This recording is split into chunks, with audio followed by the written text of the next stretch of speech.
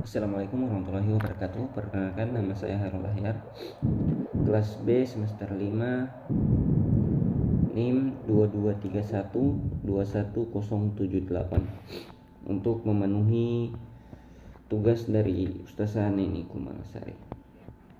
Saya akan menjelaskan tentang teknologi dan media upaya fasilitas pembelajaran. Yang pertama, pengertian teknologi pendidikan. Teknologi pendidikan diartikan sebagai keseluruhan komponen yang ada dalam sebuah sistem pendidikan, baik peralatan-peralatan media teknologi maupun teknik-teknik pengembangan yang selalu progres menuju pengembangan yang progres pelajaran yang dinamis sesuai dengan tujuan pendidikan yang hendak dicapai. Adapun pengertian media adalah perantara atau pengantar pesan dari pengirim ke penerima. Ada 6 kategori dasar media. Yang pertama adalah teks.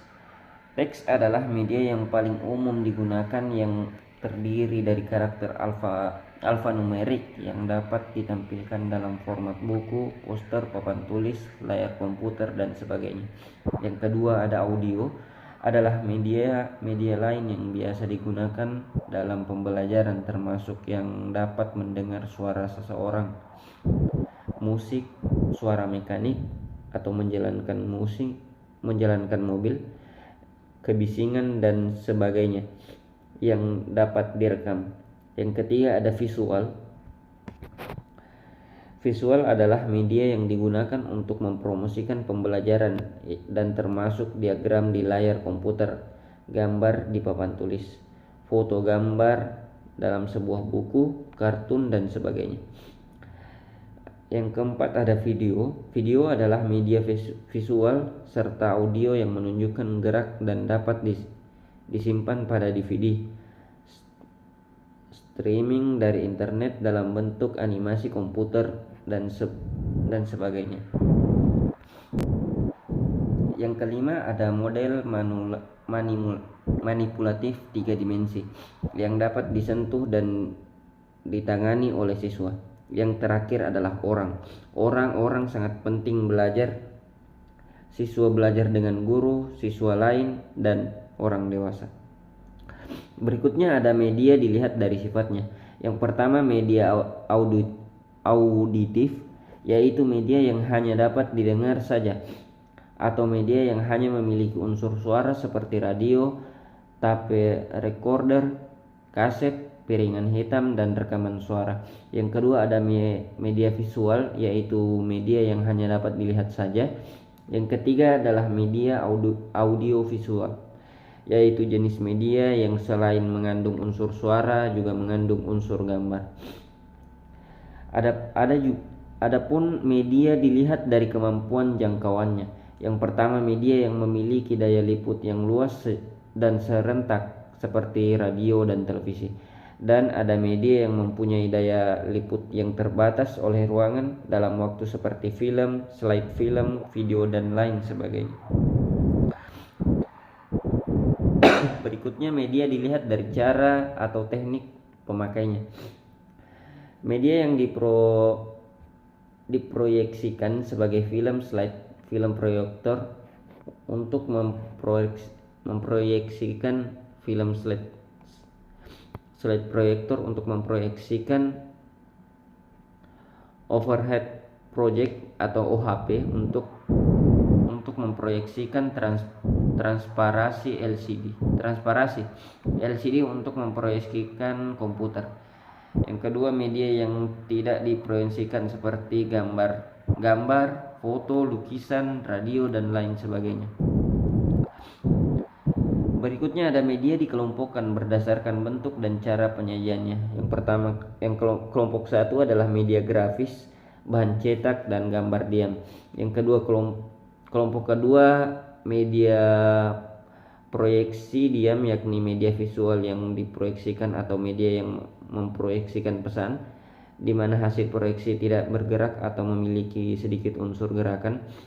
Kelompok ketiga yaitu kelompok media media audio. Kelompok keempat ada media audio visual, visual diam. Yang kelima ada film.